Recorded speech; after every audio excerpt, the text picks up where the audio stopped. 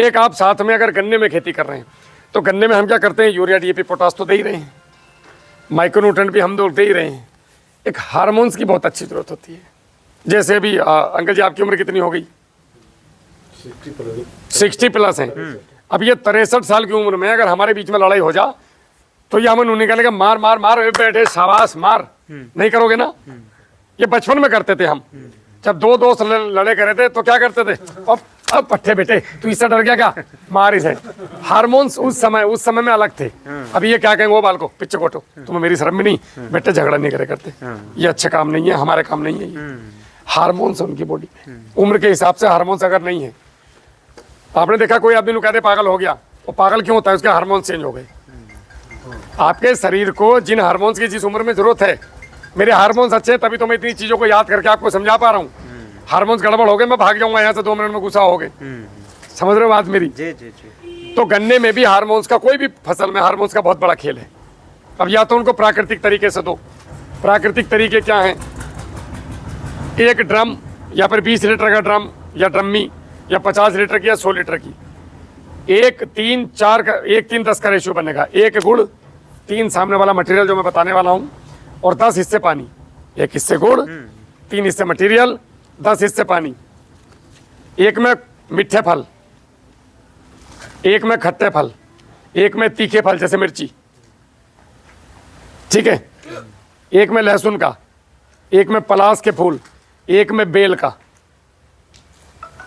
1 में सरसों की खली केवल, और 1 में आंवला,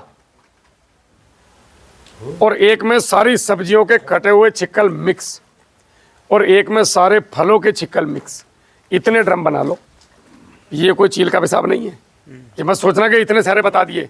एक ही बार का काम है, मकान बनाने में एक ही बार मेहनत लगी होगी इन्हें, जिनके घर में बैठे हैं।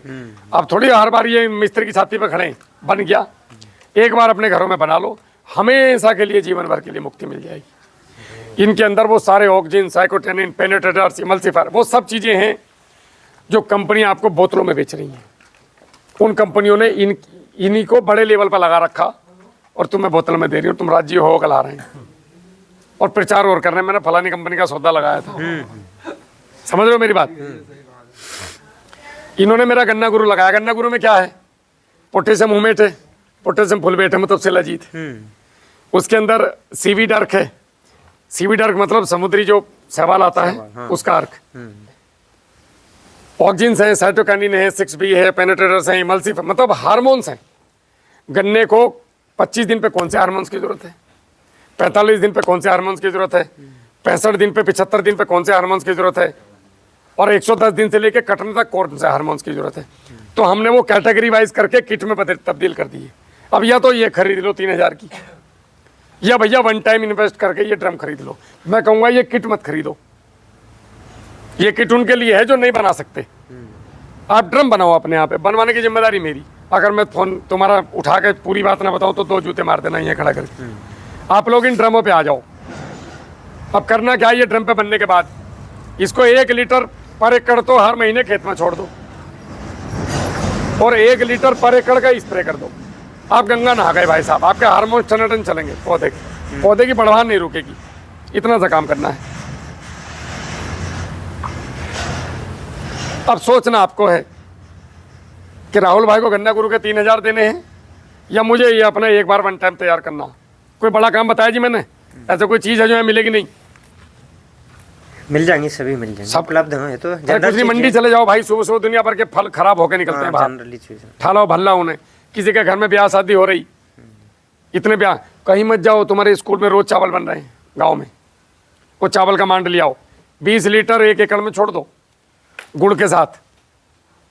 चावल का मांड 20 लीटर और 2 किलो गुड़ महीने में एक बार खेत में छोड़ दो। ये जो माइक्रोराइजा मैं बता रहा हूँ, ये कुदरती तौर पे उत्पन्न हो जाएगा ऑटोमेटिक आपके खेत में, तो डिब्बा लाने से बच गए। ऐसा कोई जादू कराया था अभी तक? तो तुम्हें ये चीज़ें बता रहा हूँ, दोनों की दोनों ऑप्शन, इधर वाला भी इधर वाला भी। अन्य लोग ने कहा मैं मेरे डिब्बे के अलावा तुम्हारे पास कोई उपाय नहीं है, यो ही डालियो। अन्य शुभम भाई कितने के डिब्बे पाओगे तभी आऊँगा। मैंने क्या कही थी, जो बोलना सच बोलना, गुमराह नहीं करेंगे चैनल पे। यूट्यूब से बहुत गुमराह होते हैं लोग, गलत जानकारी क्यों देनी है। तो ये आपको हार्मोन्स, आप लोग अभी तक सब कुछ कर रहे हो, ना तो जीवाणु नहीं चला रहे और हार्मोन्स नहीं चला रहे और जीवाणु का भोजन नहीं दे रहे। ये 3 चीज ने तुम्हें खत्म कर दिया। 3 चीज पर वापस से आ जाओ, जीवाणु चला लो, हार्मोन्स चला लो अपने खेतों में, और आपका इस पे आ जाओ माइक्रोराइजा पे और भट्टी खाद, आप यहीं से जिंदे हो जाओगे। बस इतना सूत्र पकड़ लो। अगली मीटिंग फिर लगाऊंगा जब आप कहोगे बताओ। पहले इतना काम कर लो, जो भी खाद डाल रहे हो कम बढ़ती भी मत करो, चाहे केवल एक पट्टी में कम करके देखना, 1 चारपाई की जगह में कम करना कि रिजल्ट कितना है, 15 का कितना, 30 का कितना, 45 का कितना, खुद ही समझ में आ जाएगी कहानी। ये तो कर रहा है भाई, तो आपके यहाँ पे 1.5 साल से। हाँ, शुभम जी कर रहे हैं। तो आप अगर ये करेंगे आपको निश्चित रूप से लाभ मिलेगा। इसमें सारी चीज़ें घर की हैं। मैंने कुछ बेचा, जगाया आप लोगों को। जागरूकता जरूरी है समाज में। ये जागरूकता फैलाने का काम सारी राजनीतिक पार्टियों का है, क्योंकि सभी के पास किसान हैं। हमारे देश में से 80% से ज़्यादा आदमी किसान परिवार से जुड़ा है कि नहीं? तो राजनीतिक पार्टियों को चाहिए कि गांव-गांव जा कर के अपने लोगों को इकट्ठा करें, मेरे जैसे लोगों को उठा के लाएं, उनको बोले भैया हमारी एक मीटिंग है, आप जरा आकर के जो आप अपने खेतों में कर रहे हैं, शुभम भाई आपको आना है। शुभम भाई गए, गले में इनकी एक माला डाल दी, सम्मान में एक नारियल हाथ में दे दिया, मंच पे खड़ा कर दिया माइक दे के, इन्होंने अपनी प्रैक्टिस लोगों को बता दी, लोगों का भला हो गया। यही काम किसान संगठनों में होना चाहिए। हर एक किसान संगठन के पास लाखों किसान हैं। आप लोग किसानों को इकट्ठा करो, महीने में एक बार मेरे जैसे किसी आदमी को उठा के लाओ, हाथ में माइक दे दो किसानों का। अगर ये बात मैं 1000 किसानों को बताता भैया तो फायदा होता कि नहीं होता? हाँ। ये ड्यूटी है किसान संगठनों की, कृषि विभाग की, सरकार की और राजनीतिक पार्टियों की।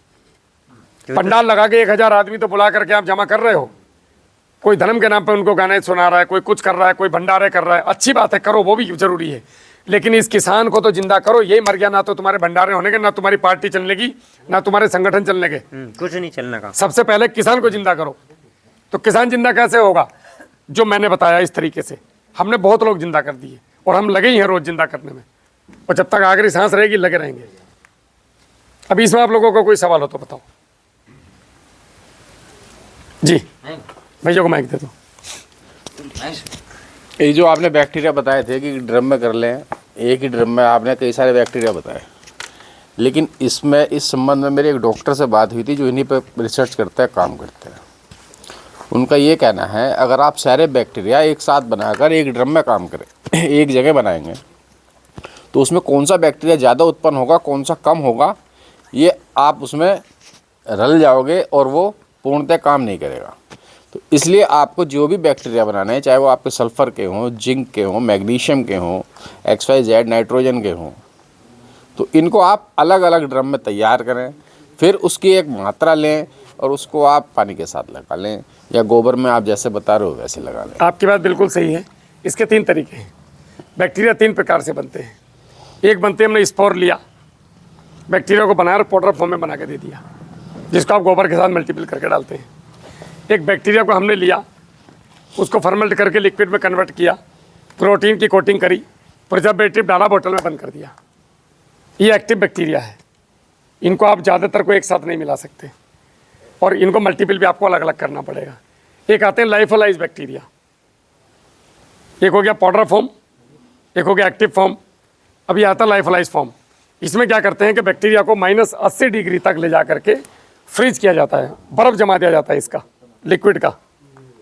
फ्रीज करने के बाद इतनी स्पीड से इसको भाप में बदला जाता है, सीधा यहाँ से बिना पानी में बदले भाप में डायरेक्ट।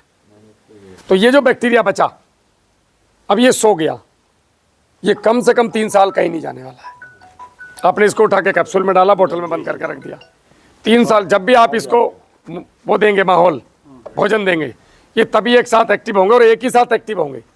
अब जो आपने बोला था अलग अलग, अगर आप फंगस और बैक्टीरिया को एक साथ मिलाते हैं तब ये वाली कंडीशन होती है जो आप बता रहे हैं। फंगस जो है वो स्लो ग्रो होता है, बैक्टीरिया तेज ग्रो होते हैं। तो इनमें लड़ाई नहीं होती है, बैक्टीरिया की कॉलोनी ज़्यादा बन जाएगी क्योंकि वो ज़्यादा भोजन ले लेगा आपके जो डाला हुआ है। फंगस की कॉलोनी कम बनेगी, इसीलिए मैंने बोला 2 अलग अलग ड्रम, और दोनों नो की नो फंगस हमने करी है भाई साहब। आप भी खुद भी लैब टेस्ट करा सकते हैं, मेरे पास मदर कल्चर है इसका।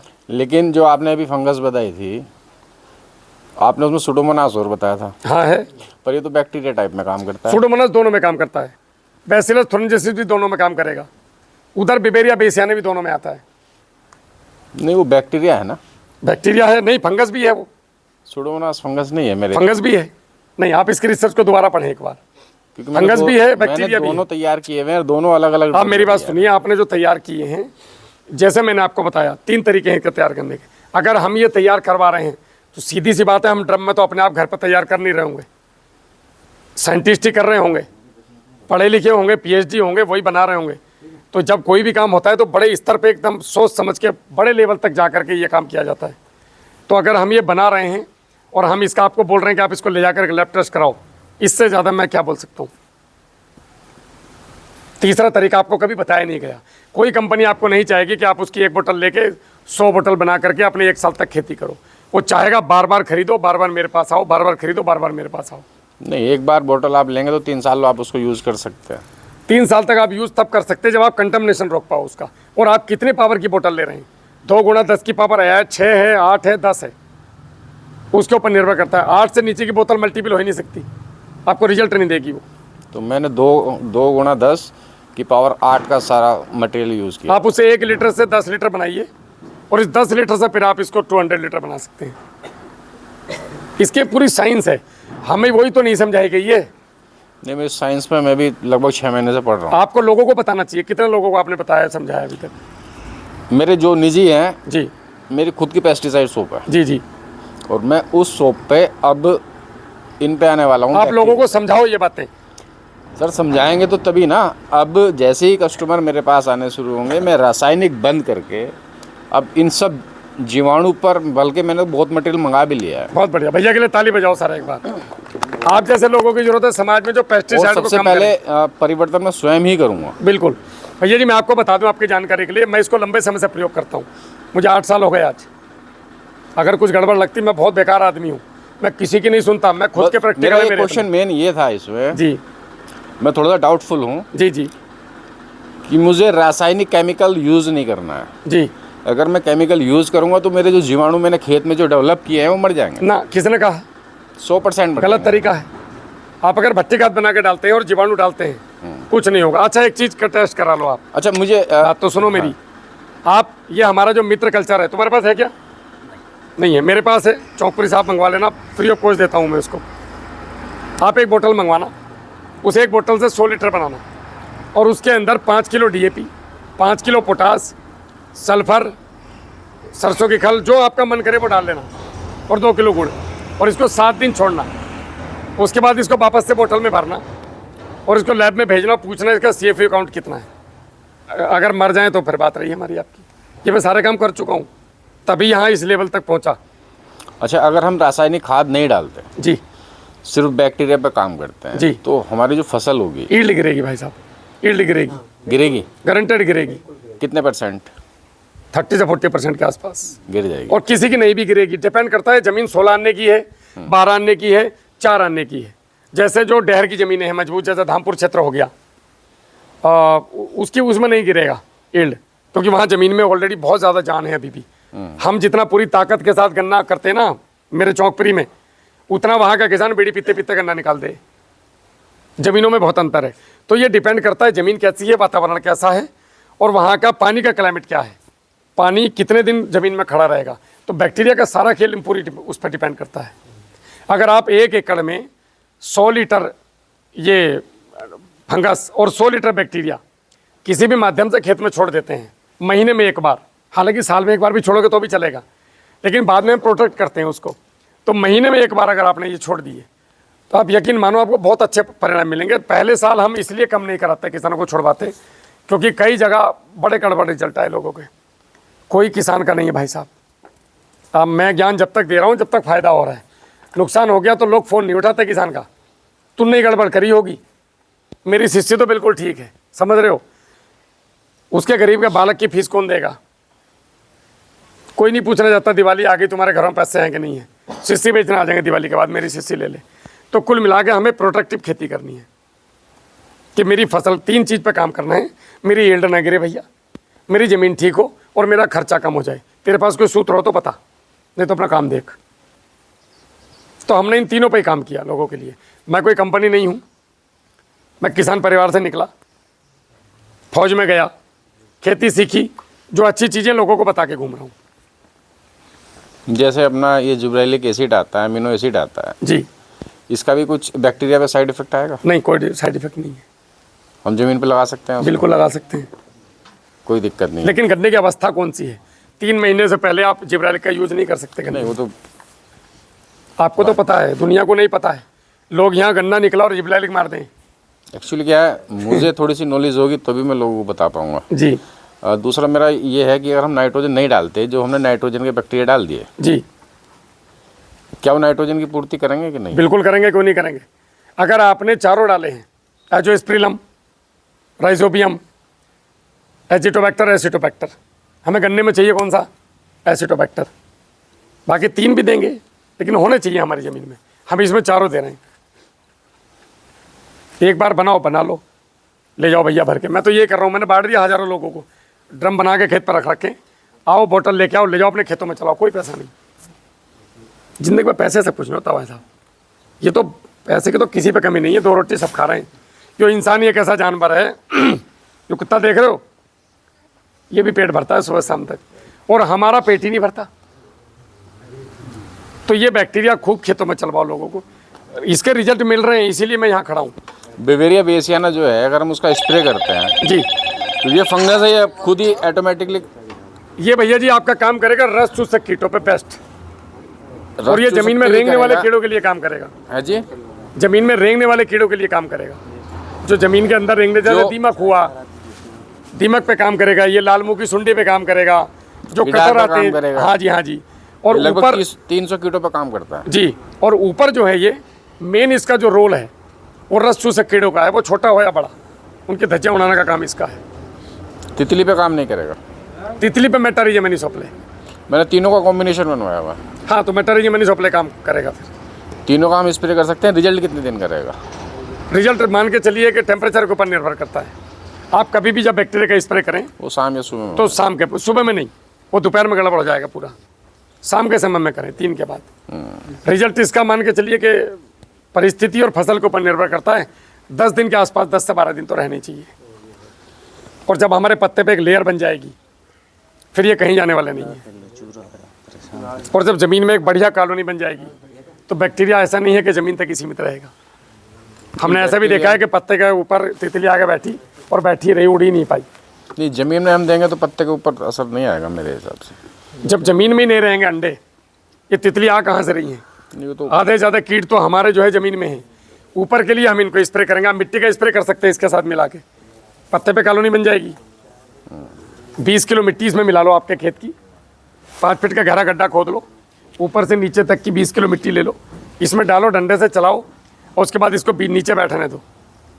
ऊपर के पानी को डबल कपड़ा रख के छानो, 150 लीटर को स्प्रे कर दो, मस्त रहेंगे वहाँ पे कॉलोनी के साथ। अपनी इसमें कूड़े डाल दो आप आधा किलो, बहुत बढ़िया रिजल्ट है। आप करो इस तरीके से। बहुत बहुत धन्यवाद। नमस्कार।